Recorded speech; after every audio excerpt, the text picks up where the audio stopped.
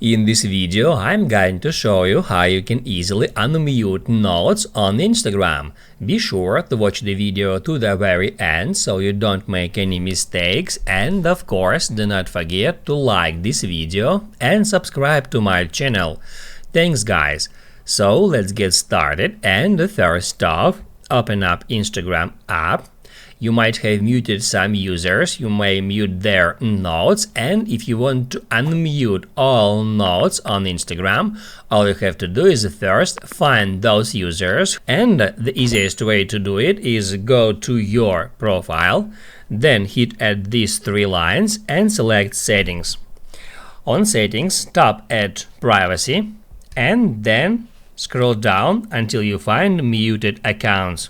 And that will show you all accounts you have muted, and it will be sorted by muted notes, posts and stories. If you want to unmute a note for a specific account or for all the accounts in that list, you can just one by one open up their account, then hit at Following, then Mute, and then just toggle off the switcher next to Notes to unmute notes from that particular account. After that, you can go back to muted accounts, and then you can open up another account, get into Following, and in the same way you can mute or unmute posts, stories and notes on Instagram.